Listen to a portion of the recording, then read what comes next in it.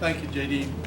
Well, it's a pleasure to introduce our speaker to you tonight, Murph the Surf. You read the flyer, but he's had such a tremendous, interesting life. Can you imagine pulling off one of the greatest jewel robberies in the history of the country from a museum in New York, wasn't that, Jack? I spent some years in prison and right into prison ministry. How many involved in prison ministry in the audience? See these hands, Jack? Quite a few. That's great.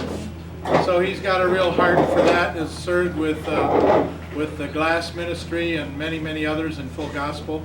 And actually is on the speaking circuit. He came away from a surfing convention in Orlando to be with us tonight. Let's give him a warm Sarasota welcome.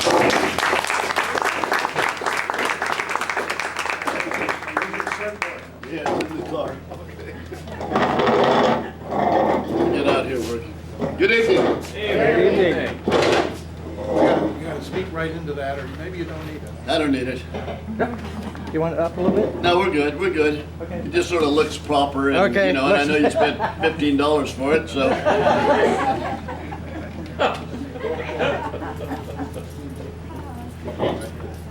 What a great evening, eh? Yeah. Good food.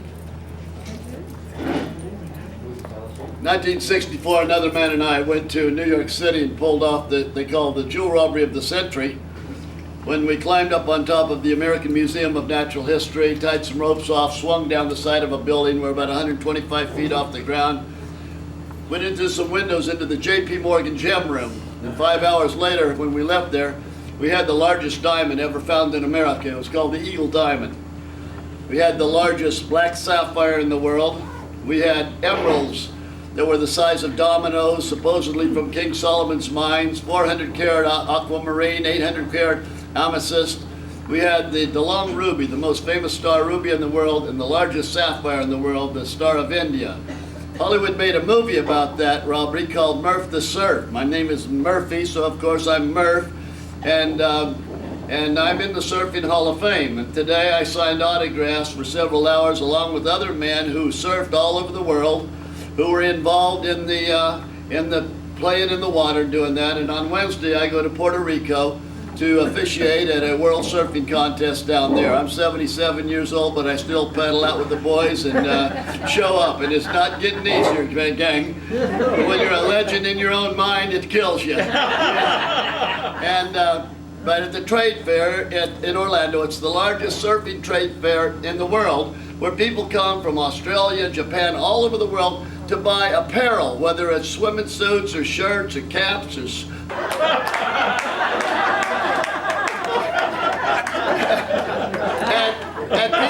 and people always laugh, but here I am. Yeah, and I'm hearing a lot better too. Thanks. Yeah. Hallelujah. I went to prison in New York, and I didn't learn anything in prison. I was there a couple of years, and I'd be headed. I would get those letters. Those letters would keep on coming. But I would not go near that chapel. They could have been passing out pizza and parole down there. I wasn't going in that chapel. No way, shape, or form. And my guys didn't go in there. I ran a narcotics operation in prison that my goal was to make more money than the warden did every year. And wardens were making $42,000 a year at that time. And that was just trying to stay alive, trying to survive. And in 1973, these posters came in, and it was my job to hang the posters up all over the prison. Pictures of athletes.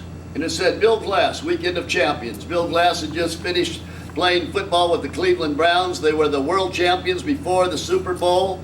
4 times he was all-pro, and he was coming to the prison with Roger Staubach, considered the greatest quarterback in football history, from the Dallas Cowboys, and weightlifters and karate guys and basketball guys. And it didn't say anything on there except Weekend of Champions. And I hung those posters up in the gymnasium and in the canteen, the barbershops, the libraries, and all over the prison. Couldn't deal with it. And I tell when I'm speaking, there's a lot of religion out there, a lot of religious games going on. It's counterfeit, it's phony, it's not the real deal.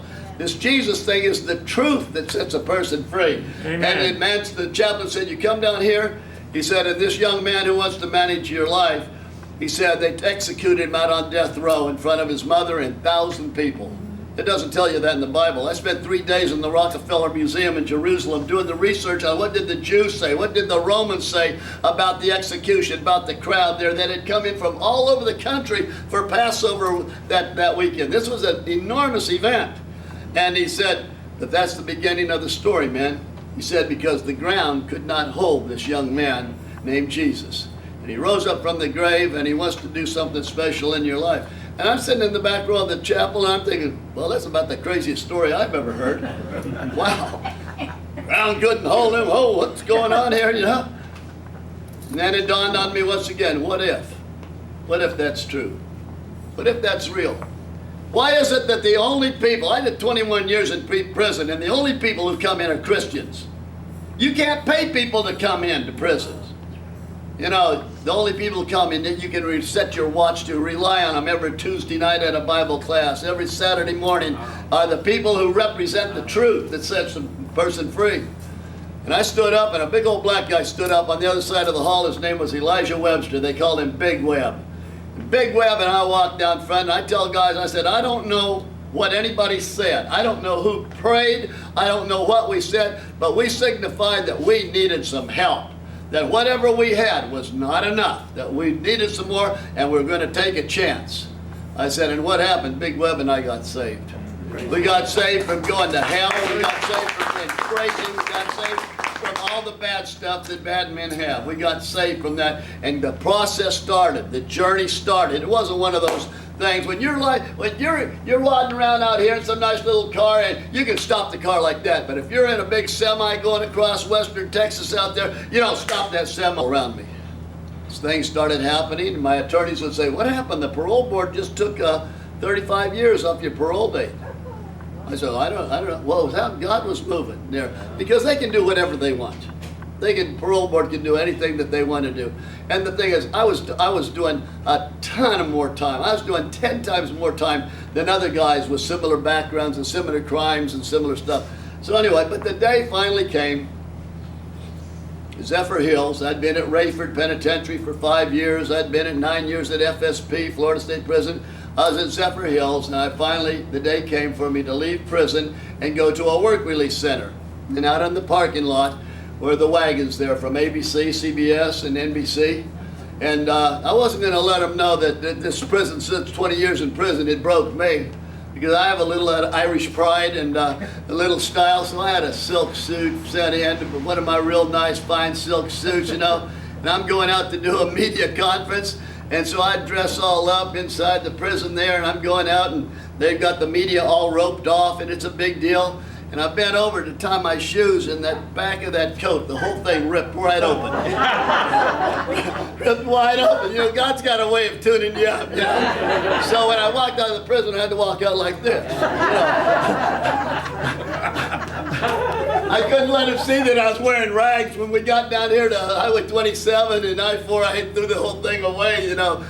But they said, "What are you going to do now? What are you going to do?" And I said, "Well, I'm going to do God's business," you know. They said, "Well, how do we know?" I said, "Well, that's what you asked Chuck Colson when he came out." And Chuck Colson said, "Just watch me." That's all I can tell you. And the guy said, "Well, we'll be watching you, Murph." So I went, this fellow picked me up, and I went to Orlando to spend 2 years in a work release center over there. And when I got there, my girlfriend, who had been an ABC reporter, had come in prison years before and started visited me twice a week for over 12 years. And she was waiting for me. She said, "Hey, we watched you on television." She said, "What did that mean? You're going to do God's business?" I said, "I don't know. I don't have a clue what it means. All I know is that these people that come in with a Bible under their arm, these people come in to testify